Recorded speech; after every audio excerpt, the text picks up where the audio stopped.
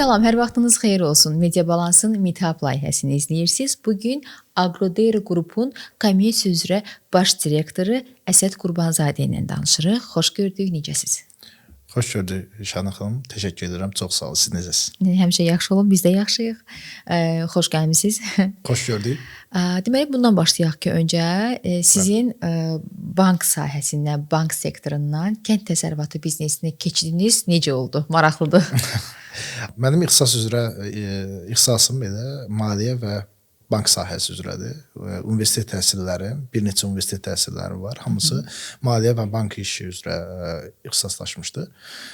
Buna görə də universitet bitirdikdən sonra ilk iş yerim bank oldu. Belə deyim ki, uşaqlıqdan mənim kənd təsərrüfatına qarşı bir marağım vardı. Bu ailədən gələn bir maraq idi. Atam da uzun illər aqronom işləmiş bir şəxs idi və buna görə də mən hər zaman məhsulum, torpağın yanında olan bir şəxs olmuşam. Buna görə torpaq məndə həmişə çəkirdi, necə deyərlər. Universiteti bitirdikdən sonra bank sahəsində 6 ilə yaxın çalışdıqdan sonra və o müddətdə bank sektorunda daha çox kənd təsərrüfatı layihələrinin analitikası və yerinə yetirilməsi ilə məşğul olduğuma görə o müddət ərzində də kənd təsərrüfatına yaxın oldum. Və bir müddətdən sonra həqiqətən də bu sahənin mənə daha çox çəkdiyini, daha çox diqqətimi və enerjimi ora yönləndirmək istədiyimi gördükdə bu sektora keçid etdim. Artıq 7 il müddətindədir ki, bu sektorda fəaliyyət göstərirəm. Və məmnunsunuz. Çox. Həm məmnunam, həm gördüyüm işi sevirəm və sevdiyim işi görürəm. Və sevərək icra edirsiniz. edirsiniz. Və sevərək icra edirəm. Misal üçün elə insanlar var ki, oxuduqları təhsil üzrə, valideynlərinin istəyi ilə oxuduqları təhsil üzrə də işləyib həyatlarını belə də sonlandırırlar. Onlara xoşbəxt razıyam, bəli. Mən məsələn baxmayaraq ki, bütün 5 təhsil olub və 5 təhsilim hamısı maliyyə sahəsi və bank sahəsi üzrə olsa, mən yenə də maliyyəni sevmirəm. Yəni necə rəqəmləri sevmirəm. Buna görə də mən sevdiyim işlə məşğul oluram. Mən satışı sevirəm, kommersiyanı sevirəm, insanlarla danışmağı və ünsiyyəti sevirəm. Buna görə də bu sahəyə yönəlməyim bəli çətin bir qərar idi və ətrafımdakı insanlar, xüsusən də ailəm üçün bir fərqli bir qərar idi. Hətta uğursuzluğa düçar ola biləcəyim bir qərar kimi görünürdü. Düşünürüm ki, insan sevdiyi işi gördüyü zaman burada uğur qaçınılmaz olur. Çünki bütün fokusunu, bütün diqqətini və bütün sevgisini o işə yönəldiyi zaman orada uğur artıq arxasınca gəlir insanın və həqiqətən də bu yaşadığımız prosesdə, keçdiyimiz dövrdə görürük ki, bu belədir. Həm də siz bizim cəmiyyətin psixologiyasına yaxın bir addım atmışsınız. Yəni atanızın peşəsini davam elətdirmisiniz. Bu ailədə məncə xoş qarşılanacaq bir vəziyyətdir. Peşə deyəndə atam bu işin texniki tərəfində idi. Agronomiya tərəfində, onun məhsulu ortaya çıxardan adam idi atam. Mən isə onu realizasiya edən, satan adam çevrildim. Tam onun davamı kimi olmasa da, amma sektor olaraq bəli, eyni sektor idi. Yəni dediyim kimi uşaqlıqdan gələn bir sevgi idi bu. Atam bizi aşılamışdı ki, torpağa və bərəkətə yaxın olmaq məsələsi. Buradan yəni o sevgi içimizdə tumurcuqlandı, böyüdü və bir müddətdən sonra artıq biz o işin arxasınca getməli olduq. Uğurlu olsun. Çox sağ olun. İndi isə keçək Agrodare'in fəaliyyəti və strateji istiqamətlərindən danışaq biraz. Agrodare artıq qrup olaraq fəaliyyət göstərən bir şirkətdir və burada 14 fərqli sahədə fəaliyyət göstərən şirkətdən ibarətdir. Bizim Agrodare qrupda 4 fərqli istiqamət mövcuddur. Bunlar bitkiçilik, taxıl emalı, heyvandarlıq və südçülük, ətçilik istiqaməti olaraq 4 fərqli istiqamət müəyyənləşir. Klaster deyirik biz buna. 4 fərqli klasterdən ibarət bir holding qrupdur. Qrupların, klasterların hər birinin altında fərqli şirkətlər fəaliyyət göstərir. Məqsəd A-dan Z-yə qədər, toxumdan son istehlakçıya qədər dəyər zəncirinin tamamlanması və son istehlakçıya təbii məhsulların çatdırılmasıdır. Belə ki, biz İlk fəaliyyətimiz olan bitkiçilikdən başlasaq, Azərbaycanda çox böyük ərazilərdə, təxminən 100 min hektara yaxın ərazilərdə əkinçilik fəaliyyəti göstərən bir şirkətimiz, Agrodare şirkətinin əsl fəaliyyəti, ilk fəaliyyəti bu olmuşdur.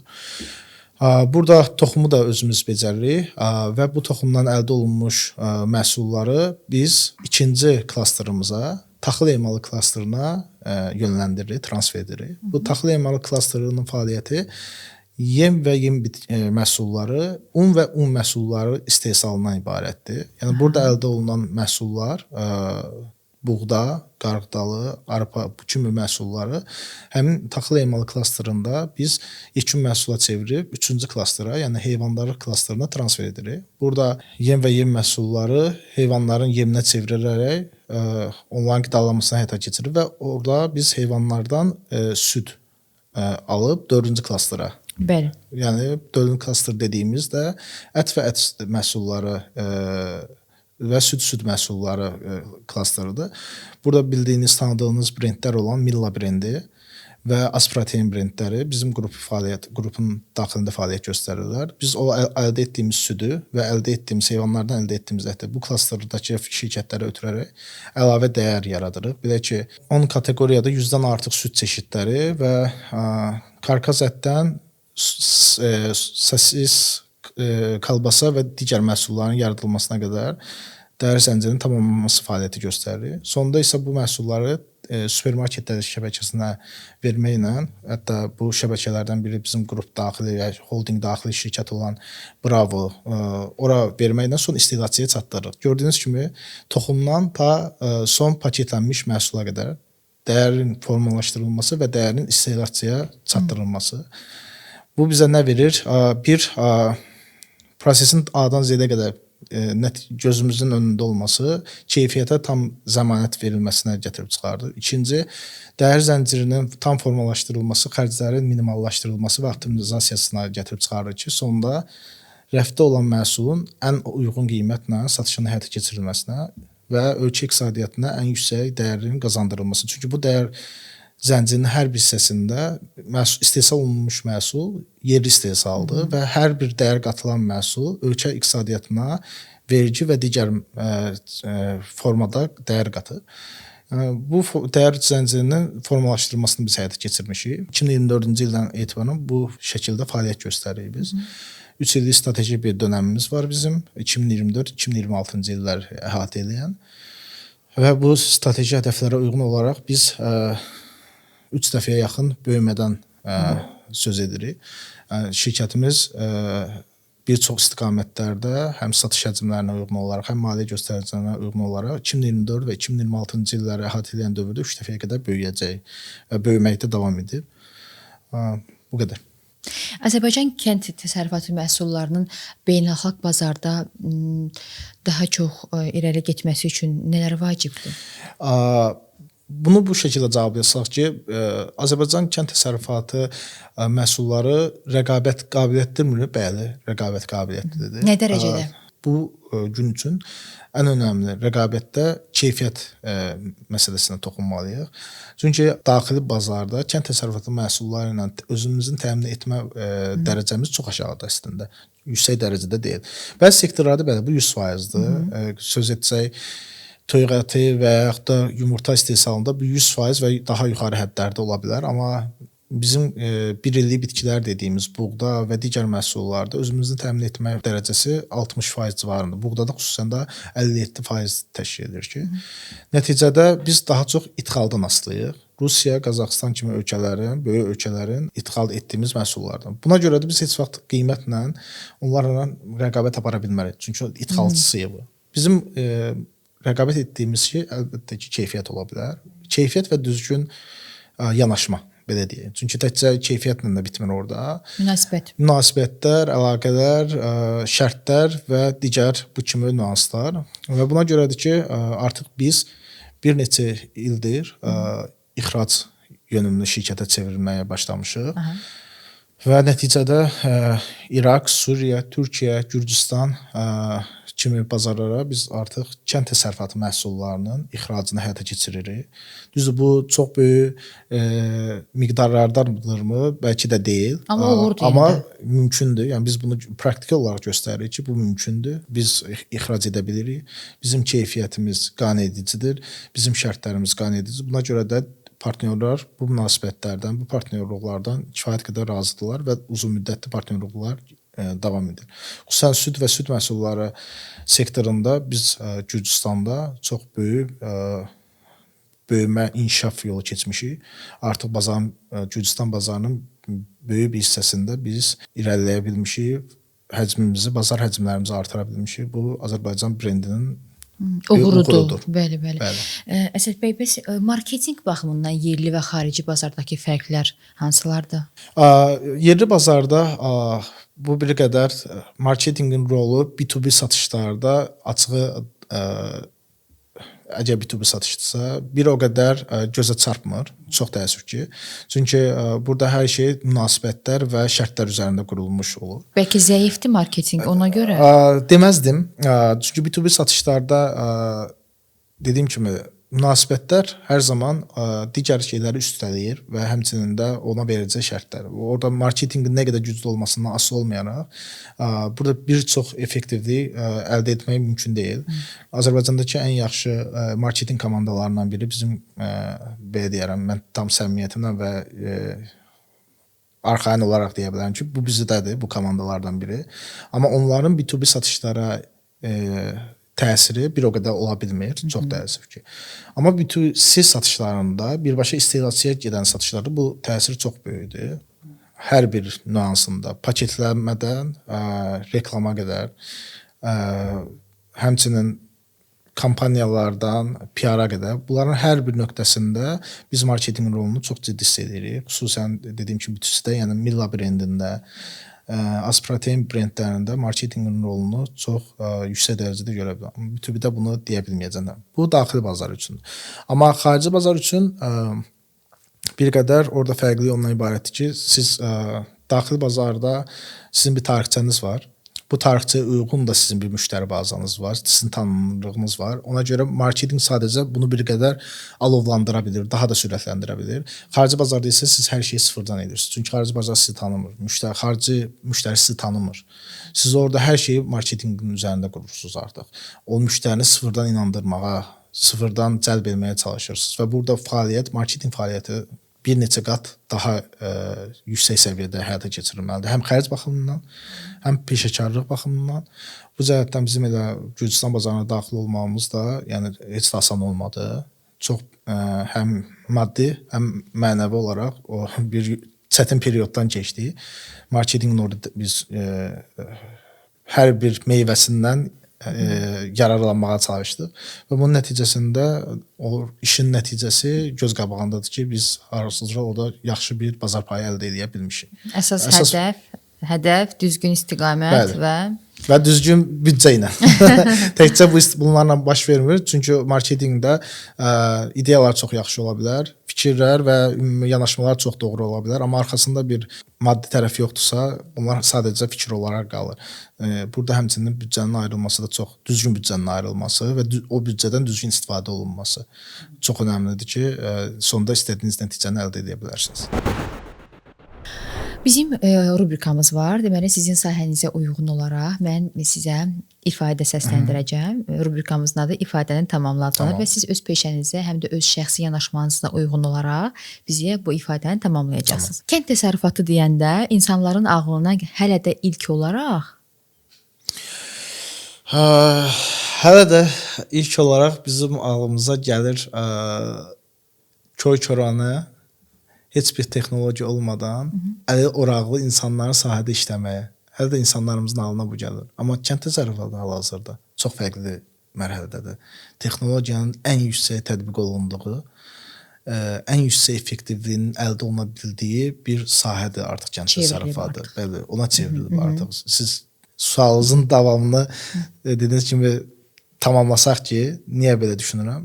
Kənd təsərrüfatında bu gün o qədər know-howlar, o qədər yeniliklər, innovasiyalar var ki, bəlkə də çox az sektorda bu qədər innovasiya var. Çünki bu sektor buna ac idi, bu sektor bunu istəyirdi.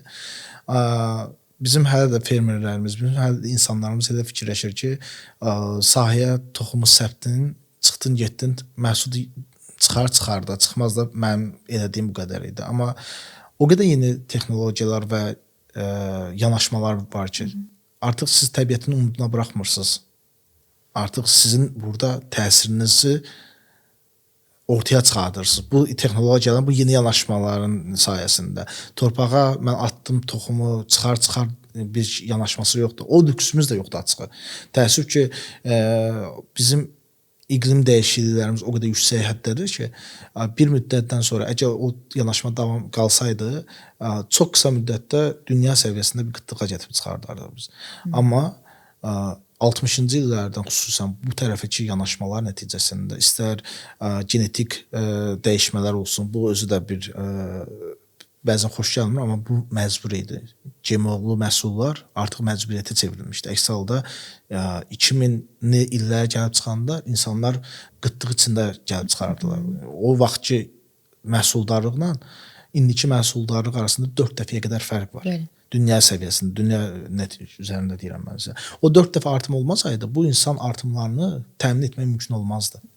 Eyni zamanda bugünkü nəticələr də tam son nəticələr deyil. Bundan sonraki 100 il sonra tamamilə fərqli bir insan sayı 2 dəfə, 3 dəfə artıq bir dünyada insan olacaq və onu da təmin etmək üçün sizin indiki yanaşmanız yerində durmamalıdır. Bu sektor yerində saymamalıdır. Bu sektor daim inkişaf eləməlidir. Bu yeni texnologiyaların və yeni yanaşmaların, innovasiyaların know-howların sayəsində baş verəcəkdir. Amma təəssüf ki, o şəkildədir ki, düşüncə o şəkildə ki, kənd təsərrüfatı yerində sayır. Kənd təsərrüfatı ancaq insanların hələ də əlində oraqla sahəyə girib, biçib çıxdıqları bir sahə kimi görünür. Elə deyil.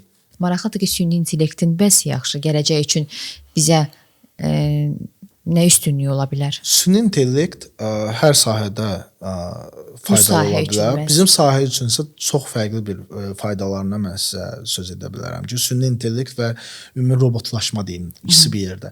Biz bugün insansız traktorlardan, insansız kombaynlardan söhbət edirik. Siz süni intellektə və robotlaşmaya o göstəriş verməklə insanlara ehtiyac olmadan çox dəqiq biçin və yaxud da əkin işlərini həyata keçirə bilirsiniz. Bu hamısı süni intellektin və robotlaşmanın nəticəsidir. Sıfır itki ilə məhsul yığmaları mümkün olur. Halbuki bu mümkün deyildi. 5 il, 10 il qabaq. İşçi qüvvəsi ilə? İşçi qüvvəsindən olur. Çünki işçi qüvvəsi beyin cəhətdən əla, amma o sıfır itkiyə gətirib çıxarda bilmirdi. Hər zaman bizim o sahələrdə 3%, 5% minimum da olsa bir həddə məhsulumuz itirdi. Yəni sahədə qalırdı, biz götürə bilmirdi.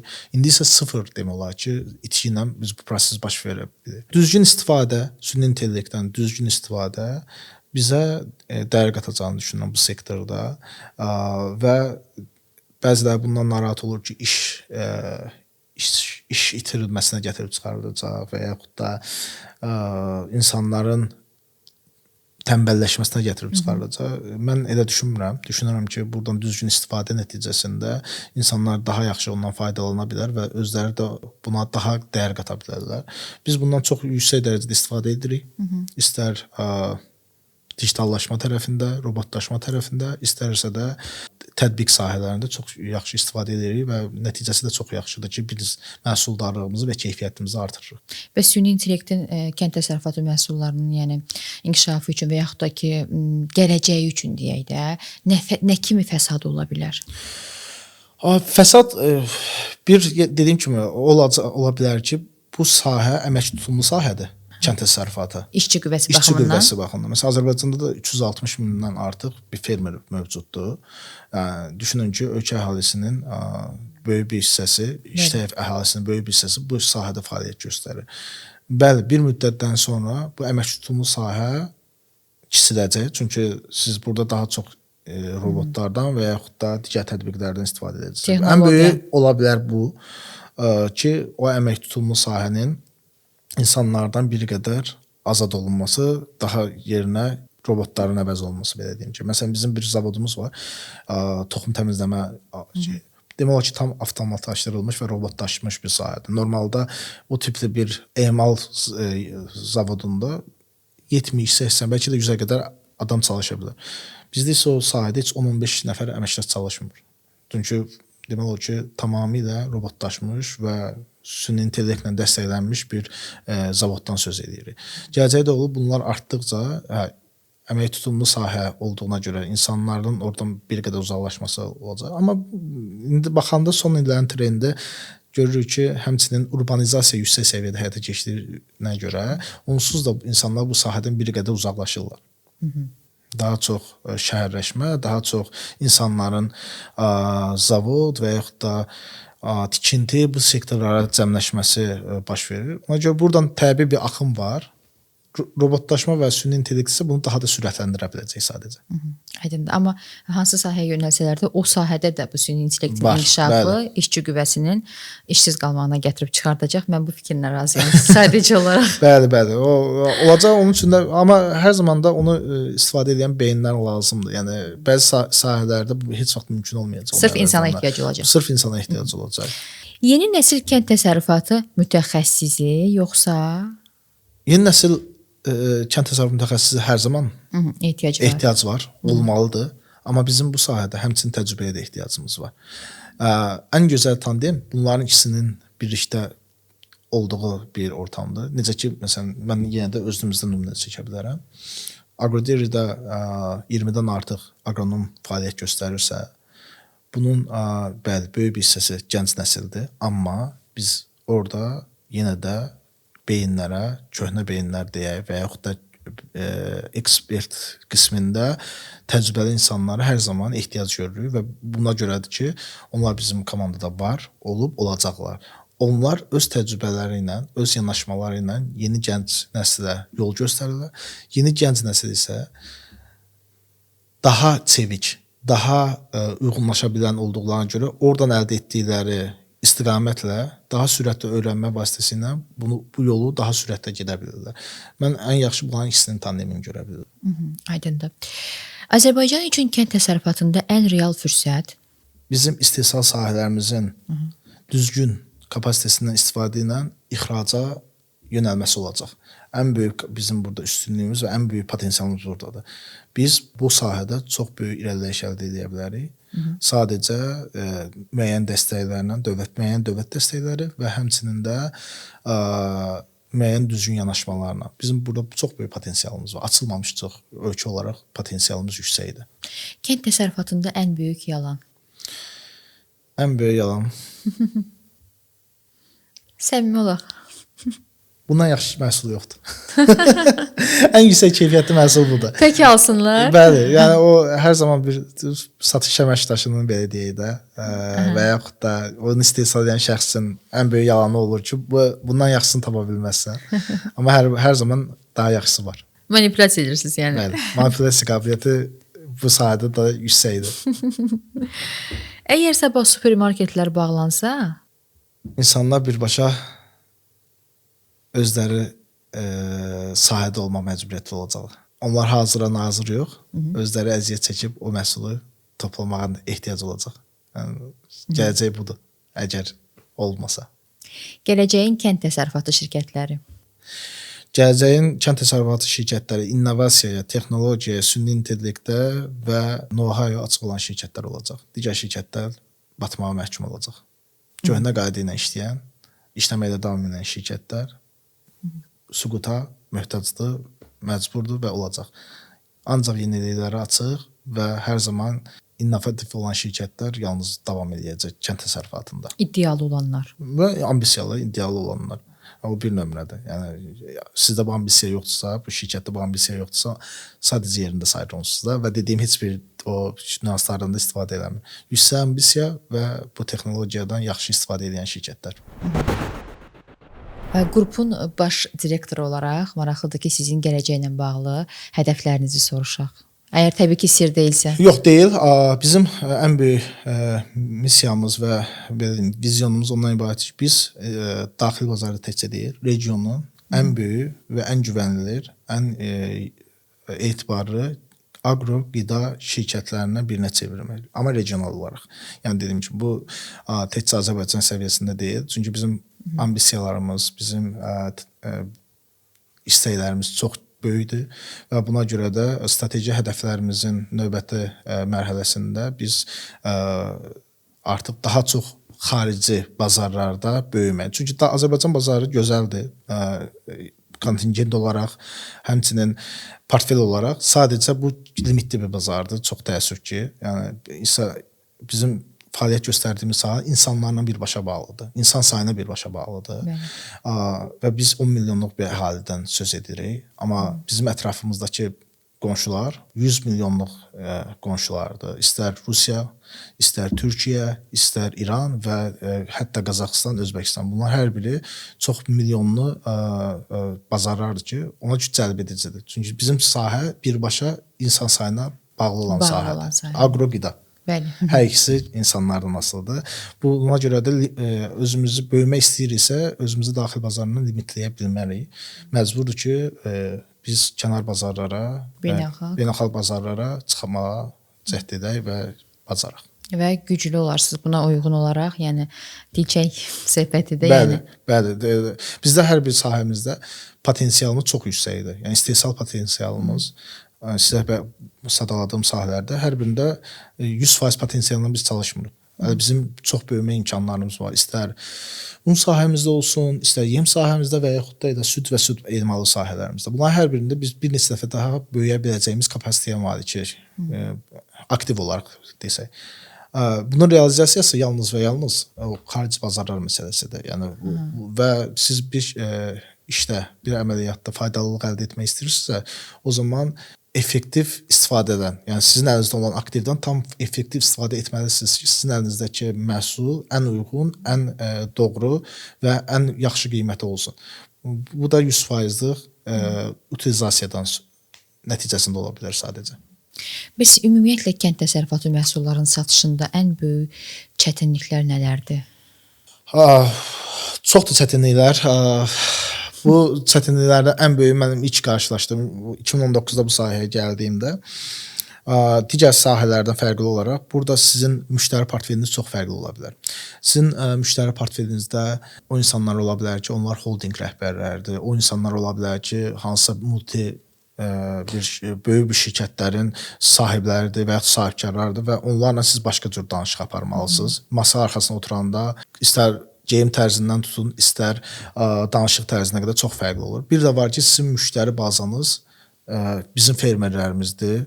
Hansı ki, sahədə onlarla bir yerdə olmalısınız. Gedib onlarla bir yerdə palçığın içində, çamurun içində, onlarla bir yerdə o zəhməti necə baş verdiyini görməlisiniz və o istənilmədə siz onun yanındasınız. Ona görə siz bir həyat yaşayırsınız. Həm o həyatı yaşayırsınız, hansı ki, gedib masalar arxasında həll olunan danışıqlar var, bir də fermerlərlə olan bir danışıqlar var. Və bu iki şeyə girmək hər kommersantın, hər satıcının işi olmur. Yəni bunu bacara bilən insan sayısı da çox deyil. Bəzi insanlar sadəcə buna fokuslanır ki, mən gedəcəm, kalstukumu taxacam, oturacam, danışacam. Bəzidir ki, mən o işin adamı deyiləm, ancaq sahədə olmalıyam. Mənim işim ancaq insanlarla birbaşa ünsiyyətdir. Yəni bunu tuta biləcək və ikisini mükəmməl şəkildə edən kadr sayı çox təəssüf ki, kifayət qədərdir, azdır və bunun altından çıxa biləcək kadr sayı azdır. Həmin figurların hansı xüsusiyyətləri olmalıdır ki, bu hər iki tərəzdəki hər iki gözün ötəsindən gəlsin? O insanlar bu qələmun kimi, üzrüstən bəlkə də bu şeydir, amma bu qələmun kimi dəyişməyi bacara bilən insanlardır ki, istənilən ortama, istənilən şəxslərlə danışığa uyğunlaşa bilsin. Yəni bu ən böyük üstünlük, yəni ünsiyyətçil olmalıdır. Özlərini həmin şəxsin empatiya hissi ən yüksək insanlar olmalıdır ki, onun nə istədiyini başa düşsün və ondan o dalğada söhbət edə bilsin. Növbəti rubrikamız O mu bu mu adlanır. İki sizə versiya deyəcəyik və birini siz seçəcəksiniz. Tamam. Yerli bazarda möhkəmlənmək yoxsa ixraca çıxmaq? Əgər bu sual mənim üçündürsə və bizim şirkət üçündürsə birbaşa ixraca çıxmaq. Mən strateji hədəfimizi demişəm və deyirəm bir mənalı ixraca çıxmaq.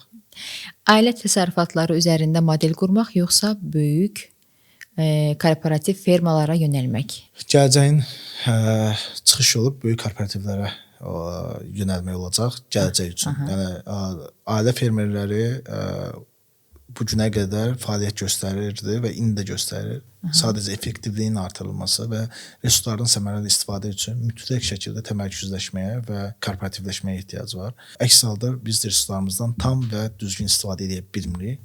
Buna qədər bizim resurslarımız çox idi. İstər su, istər torpaq və digər resurslarımız bizim kifayət qədər. Biz və dünya fərqi yoxdur. İndi isə bu resurslar tükənməkdədir. Sona doğru gedir və bunun çıxış yolu təmərküzləşib, birləşib, korporativləşib, daha doğru və dolğun və uyğun təcrübələrlə məhsul yetişdirib bazara çıxartma olacaq. Gələcək korporativləşmədən keçir. Əmək gücünə yatırım yoxsa avtomatlaşdırmaya? Yenə gəlsək böyük şirkətlər və gələcək üçün avtomatlaşma və digitallaşma bu bir nömrə, yəni tələb olacaq. Gələcək bundadır. Belə Bu görürsünüz. sektor, bəli. Davam eləyək. Ərzaq böhranı yaşayan bir dünyada brilliant istehsalı edən olmaq yoxsa kartof yetişdirən olmaq? Pandemiya bizə göstərdi ki, kartof yetişdirən hər zaman kraldır. Ona Çətinlik görmüş bir dövrün nümayəndələri bəli, kimi. biz o dövrləri gördük və o zaman başa düşdük ki, brilliant yaxşıdır, amma kartof daha yaxşıdır. Suyu daha səmərəli istifadə edən texnologiya almaq yoxsa torpağı dəyişmək? İnnovasiyadan danışırıqsa, texnologiyadan danışırıqsa, biz resurslardan səmərəli istifadədən danışmalıyıq. Aha. Və bu yalnız deyilən o sudan qənaətlə istifadə, iqlimi düzgün proqnoz bundan keçir və buna görə bir mənalı sudan istifadəni deyəcəm. Çünki torpağı dəyişmək əlac deyil, çıxış yolu deyil. Siz o resursları düzgün istifadədən söhbət gedir və bu da bizim kimi şirkət ərazilərimizin çox böyük hissəsini yağış yağdırma, buna pivot sistemlər deyir. Bunu əhatə eləmişik. Bu pivot sistemlər sizin əraziyə verdiyiniz suyu 40% qənaət edir. 40%-ədək qənaət edir. Yəni siz eyni sahədən daha az su alımı ilə daha yüksək məhsul əldə edə bilirsiniz. Və bunun nəticəsində effektivliyi artdığına görə siz növbəti dövrlərdə daha böyük ərazilərdən daha böyük məhsul əldə edirsiniz. Bu yalnız sudan düzgün istifadə, səmərəli istifadədən keçir. Torpağı dəyişmək çarə deyil, əlac deyil. Məsəl üçün indi artıq əvvəlki kimi deyil də, yəqin ki, iqlimin, havanın şəraiti filan istehsala rol oynamır. İqlim o qədər dəyişkən və o qədər proqnozlaşdırıla bilməyən bir səviyyəyə gəlib çatıb ki, sizin orada artıq bayaq qeyd etdim, torpaq və iqlimdən daha çox sizin təsiriniz orada önəmli rol oynayır. Siz ona nə qədər hazırlısınız? O yetişdirməyə, o məhsulun ortaya çıxarılmasına siz nə qədər hazırlısınız? Bundan daha çox asılıdır hər şey və ona görə də şirkətlər və yaxud da böyük korporativlər, qruplar buna önəm verir ki, mən nəyə təsir edə bilirəm? Mənim təsir gücüm nədir? Mən nəyə idarə edə bilərəm? Və buna görə seçimlər də bunun üzərində gedir. Mən bu məhsulu əksəm və bunun alternativi budur, hansına daha çox təsir göstərə biləcəm? Üstünlük artıq ondadır. Mən əkərəm, iqlim nə olar, yağış nə yağar, o deyil artıq. Mən nəyə daha çox təsir edə biləcəm? Və bunun üzərində də qərarlar verilir artıq. Bizim elə cari vəziyyətimizdə budur. Yəni biz idarə heyəti olaraq da hər zaman bunun üzərində danışırıq ki, hansı bitkini əkək ki, biz onu idarə edə bilək və sonda istədiyimiz nəticəni əldə edə bilək. Mənim özümə maraqlıdır ki, illər əvvəl əkilən ərsəyə gələn məhsulla indiki məhsulun sağlamlıq baxımından, keyfiyyət baxımından fərqi varmı? Belə deyim, məhsullar ümumən toxumlardan başlasaq, toxumlar iki cür. Bir orijinal toxumlar, bir də geni dəyişdirilmiş toxumlar olur. Bu ikisi də olmalıdır və bunsuz mümkün deyil. Yəni cari vəziyyətdə siz GMO-suz toxumlar istifadə etmədən istənilən məhsuldarlığı əldə edə bilməzsiniz və nəticədə yenə deyim qıtlıqdan toxumdan yox, çatdırmarıq və nəticədə siz insanları qıtlıqdan itirəcəksiniz. Nəinki tutaq ki, kanserdən və yaxud da digər xəstəlikdən. Bəli, ona görə dünya üzrə prioritet insanları təmin etməkdən başlayır. Bunun üçün də GMO-lu toxumlar var, GMO-suz toxumlar. Azərbaycanda biz demək olar ki, tamamilə GMO-suz toxumlardan istifadə edilir. Bu hibrid toxumlar var və ya orijinal toxumlar var. Hibrid toxumlar sadəcə həmin GMO-suzdur, yəni geni modifikasiya olunmayıb. Sadəcə onlar bir dəfəlik toxumlardır. Daha çox erkək və dişi genlərinin ortaya çıxarılması ilə. Bir də var GMO dediyimiz sadəcə laboratoriya şəraitində yetişdirilmiş toxumlardır. O toxumlar biz əkmirik, amma hibrid toxumlar istifadə edirik, məhsuldarlığı yüksək olan. Bunun da sağlamlığa heç bir zərəri yoxdur hibrid toxumlardan söz ediriksə biz. GMO toxumlar isə sağlamlığa müəyyən elmi əsaslarla sübut olunmuş ziyanları var, amma bunsuz da mümkün deyil çox təəssüf ki. Yəqin ki, saxlanılma müddətləri də o birisinin daha çoxdur. Belə deyim, hə, çünki o laboratoriya şəraitində yetişdirilib, amma ümumi çıxan son məhsula baxmaq lazımdır. Yəni o toxum onsuz da qısa müddətli bir, yəni bunu siz illərlə saxlamırsınız. Siz bunu yetişdirirsiniz və istifadə edirsiniz, nəticədə çıxan məhsulu emala verirsiniz. Orada çox önəmli deyil o saxlama. Daha çox onun sizə verdiyi son məhsulun keyfiyyətindən, ən önəmlisi budur. Sonda nə məhsul çıxacaq və bunun keyfiyyəti nədir? Orijinal toxumlarda və yaxud da dədə-baba toxumlarında bəzən keyfiyyət yüksək ola bilər, amma məhsulları az olduğuna görə digər hibrid toxumlara rəqabətdə uduzur. Buna görə indi daha çox seçim hibrid və yüksək keyfiyyətli toxumlara keçib. Azərbaycanda da cari vəziyyətdə budur və bunun təbliğatı gedir, düzgün təbliğatı gedir. Sertifikatlı, düzgün və keyfiyyətli toxumlardan. Amma bu demək deyir ki, biz öz genlərimizdən, öz belə deyək ki, toxumlarımızdan ayrılmalıyıq. Onun da öz istiqaməti var, o da olmalıdır. Amma həmçinin də tələbi ödəmək üçün siz bu toxumlardan da istifadə etməlisiniz. Sağlığa zərərlə bağlı isə hər hansı bir deyə bilərəm ki, zərəri yoxdur. Və şikayətlər də yoxdur. Yox, yəni sağlamlıqla bağlı xeyr. Keyfiyyətlə bağlı ola bilər. Ki, bunun spesifikasiyası bu idi, amma sonunda nəticə olmadı. Çünki iqlim və yaxud da suvarma digər məsələlər ola bilər bu. Amma bunun mənim sağlamlığıma zərər vurdu, xeyr, elə bir şey yoxdur. Aydındır. Son olaraq sizdən istəyərəm bir mütəxəssis olaraq bizim gənclərə, bu sahəyə yönəlmək istəyən gənclərə məsləhətlərinizi dinləyək. Bu sahə gənclərdə bizim xüsusən Z nəsli gənclərimiz biraz çox kreativ, çox səbirsiz olsa da və bu sahə bir qədər səbir istəyən və zəhmət istəyən sahədir. Bizim məsələn portfelimizə baxdığımızda və işçi sayına baxdıqda Z nəslindən olan bəli var, amma bunlar daha çox texniki tərəfdə deyil, standart işlər, maliyyədə və yaxud hüquqda bu sahələrdə olan əməkdaşlarımızdır. Amma bizim o sahədə olan əməkdaşlarımızın içində Z nəsli çox azdır. Bəs tükənsə? Ona görə robotlaşma və süni intellekt artıq onları əvəz eləməyə keçir. Ümidinizi ona bağlamısınız. Bəli, ümidimiz ona. Amma hər bir halda bu sahə hər zaman olub. Bundan sonra da olacaq və bu sahə səbir, zəhmət və yüksək əzmkarlıq istəyən bir sahədir. Mən bizim bu gənclərimizə, bizim davamçılarımıza səbirli olmağı, əzmkarlığı və bu sahəni sevməyi. Çünki bu sahəni sevməyəcəyi təqdirdə biz ac qalacaq. Yəni belə qısa desək ac qalacaq. Sonunda biz qıtlıqla üzləşəcəyik. Bu sahənin inkişafı mütləqdir. Yenə də qayıtsaq pandemiya dövründə bütün sahələrdə dayanmalar qəbul olunan idi. Tikinti sektoru dayandı, çox bir şey itirmədik. Avtomobil sənayesi dayandı, çox bir şey itirmədik. Amma kənd təsərrüfatı bir gün belə dayanmadı, dayanılda bilməzdi. Çünki insanlar yeməlidir. Və siz gəncləri çağırırsınız. Gəncləri çağırıram ki, bu sahəyə qarşı sevgiləri olsun, bu sahəni sevsinlər və sevdirsinlər. Növbəti nəsillərdə sevdirsinlər. Çıxış yolumuz bu da olacaq. Yoxsa yenə dediyim kimi az qalacaq. Bu da heç kim istəmədiyi bir şeydir. Çox sağ olun Əsəd bəy, təşəkkürümüzü bildiririk. Uğurlar sizə. Çox sağ olun. Bir daha görüşərik. Təşəkkür edirəm. Çox sağ olun. Maraqlı söhbət oldu. Minnətdarım.